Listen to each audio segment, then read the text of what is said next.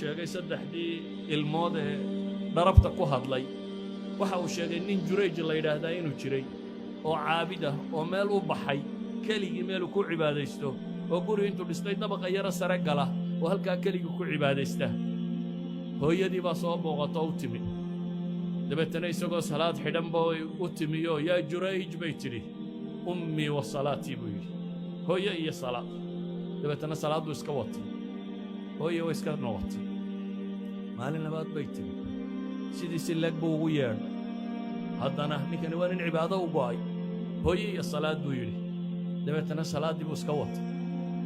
mar saddexaad bay u timi sidii oo kala dhacday dabeetana way habaartay ninkana caabidkii halkaa ku jira ilaahu isaga iyo dumarka xunxun istus bay tiri waxay ku habaartay isaga iyo muumisaadka dumarka xunxuni inay sarkaan waxaa la yidhaahdaa qisada meeshan waxaa degnayd gabadh aad u qurux badan oo haddana dumarka xun ka tirsan dabeetana iyadoo Jurayj la ammaanayo cibaadadiisa laga warramayo maqashay waxay tidhi kaa sheegaysaan bal aniga igu dhiga waxaan ku sameeyo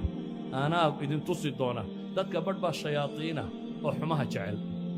qof aan waxba u geysan bay waxay leedahay anaa xadhigga weydaarin doonay aniga igu sima way soo baxday Jurayj waa isu bandhigtay laakiin ninkani cibaado u go'ay qawsaar ama dhoobisa u taqaaniin mid xoola raaco meesha jooga ayay gabadhii isu dhigtay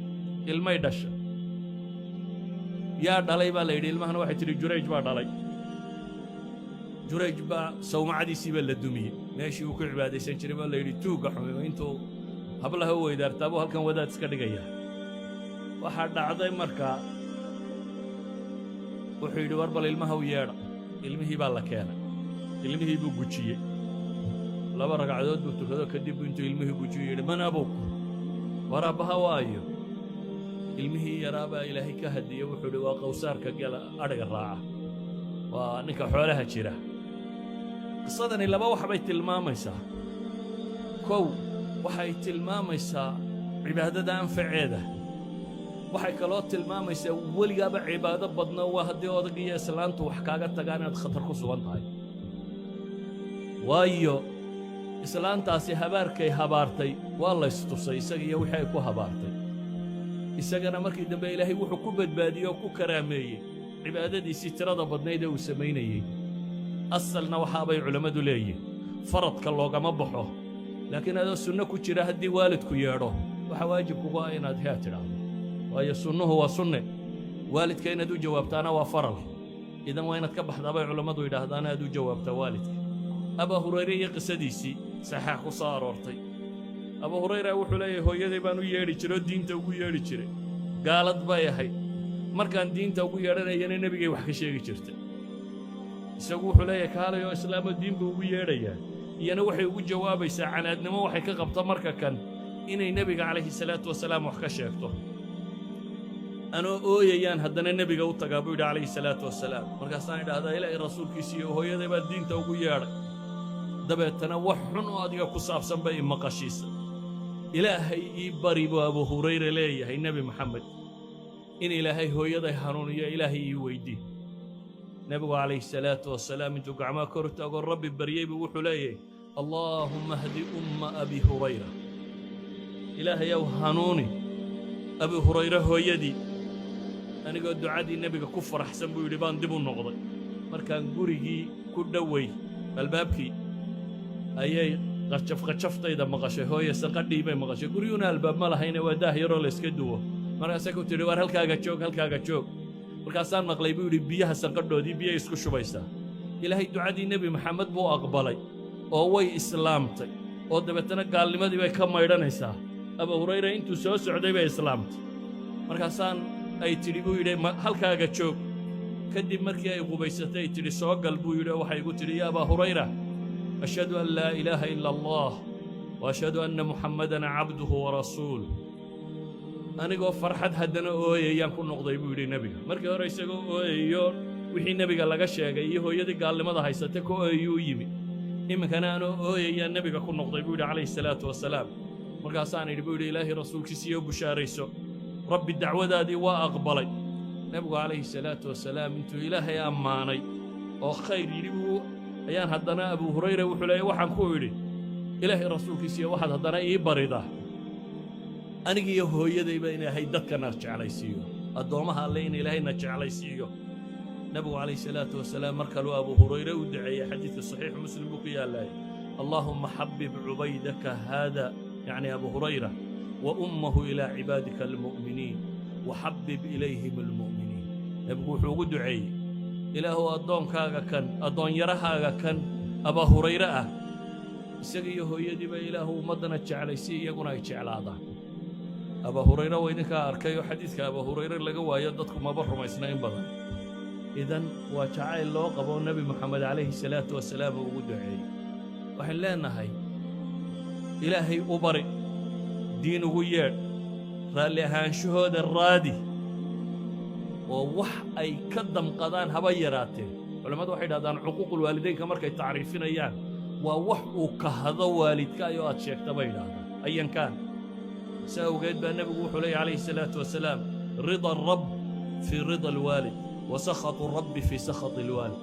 ilaahay raalli ahaanshihiisii wuxuu ku jiraa waalidka raalli ahaanshihiisa cadhada allena waxay ku jirtaa cadhada waalidka baa layidhi waalidka haddaad ka cadhaysiiso waxay u dhowda inaad rabbigaa ka cadhaysiisa sidaa awgeed waxau nebigu tilmaamaya calayhi salaatu wasalaam inaad ku dadaasho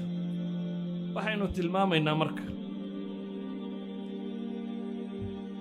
waalidka habaarkiisu nebigu calayhi salaatu wasalaam wuxuu tilmaamaya axaadiista ka asaxday 3 baryo xagga alle lama celiyo waxaa ka mid ah dacwatulwaalid riwaayaadka qaarkoodna dacwatulwaalidi calaa waladih ayay tilmaamayaan habaarka uu habaaro waalid ilmihiisa wuu ku dhacaya siiba hooyooyinka waxaan leeyahay afkiinnu yuu habaarka barani inkaari kugu dhacday iyo habaar baad qabtaada iyo waxa kan habaar buu qabi uun in badanoo soomaali aan u taagla'ana islaamaha ku yidhi habaar baad qabtaa habaarkii loogu duceeyey bay qabaan idan waxa fiican qofka muslimka ah isaguna inuu wax fiican ku hadlo inaanu erayada xun carabkiisa barin si awgeed buu nebigu wuxuu leeyahay habaarka waalidku wuu dhacaa waxaan leenahay waxaa ka mid ah waxyaabaha waalidka loogu samafalayo inaad asxaabtii waalidka isaga daaye cidduu la saaxiibkaa inaad xidhiidhiso haddaad ogtay cid aabbahaa ama hooyada ay ixtiraami jirto saaxiib ay la ahayd inaad xidhiidhiso cabdillaahi ibnu cumar iyo ardaygiisii cabdillaahi ibnu diinaar taabicigii la odhan jiray iyagoo xaramka yimoo ka noqday dhexda mulmaraya ayaa nin reer baadiyii ku soo baxay dabeetana ibnu cumar baa dameeruu fushanaana siiyey cumaamadiisiina u furay cabdillaahi ibnu diinaar baa wuxuu yidhi ibnu cumarow ninka kani waa reer baadiyuna wax yar bay ku qancaaneen haddaad cumaamadda siisay maxaa dameerka ugu dartay baa dameerkaaga iska fuushanaatay wuxuu ku yidhi ninka kana aabbihii ahlu wuddu cumar buu ahaa aabbahay saaxiibkii buu ahaa markaa aabbahay dadkuu jeclaaya saaxiibka la ahaa mar hadduu wiilkan dhalay saas baan ku xidhiidhinayaa buu tilmaamaya silatulwaalidi ahlu wuddu abiih nebigaa yidhi inna abar albir sama waxa ugu fiican xidhiidhka uu waalidku xidhiidhiyo dadkii waalidkii jeclaayeen waalidka ama aabbaha ha noqdo ama hooyada ha noqdee intay xidhiidhin jireen inaad xidhiidhiso qaababka loogu samafalo waxaa ka mid ah inaad ilaahay baryadiisa u badisid nebigu calayhi salaatu wasalaam wuxuu tilmaamay camalka bini aadamku inuu go'o ilaa iyo 3 mooyaane 3daana waxaa ka mid ahaa waladin saalixin yadcu lahu wiil saalix ah oo u soo duceeya bale nebigu calayhi salaatu wasalaam wuxuu tilmaamayaa jannada waalid ku jira ayaa derajadii uu lahaa kor looga qaadaa markaasuu yidhaahdaa annaa lihaada ilaahay intan maan shaqaysana xaggay ka timi fayuqaalu biistikfaari waladika lak waa dembi dhaafkuu ilmahaa dhashay ilaahay uu kuu soo weydiinayay subxaanahu wa tacaala aabbaha hadduu nool yihiyo hooyada hadday nool yihiin iyo hadday dhinteenba ilaahay u bari hadday nool yihiin iyo hadday dhinteenba ilaahay u bari wixii aad cibaado u samayn kartana u sameeye sharcigu banneeyey nebigu calayhi salaatu wasalaam wuxuu tilmaamay gabadh baa waxay tidhi ilaahay rasuulkiisa iyo hooyaday jaariyad baan siiyey dabeetana way dhimatay jaariyaddii waa tanodda igu soo noqotay maxaan sameeyaa waxay ka cabsatay in sadaqada laga aqbali waayo nabigu calayhi salaatu wasalaam wuxuu ku yidhi adiguna ajarkaagii waad heshay dhaxalkana ilaahay baa kuugu soo celiye qaado calaa kulli xaal waxay jeclayd inay xajta buu yidhi ka xaj waxaan ku soo koobayaa wixii cibaado sharcigu banneeyey taan sharcigu bannayn maaha wixii sharcigu banneeyey cibaadaana u samee sala allahuma calaa muxamadin wcala aalihi wasaxbihi wasallam walxamdu lilahi rabbi alcaalamiin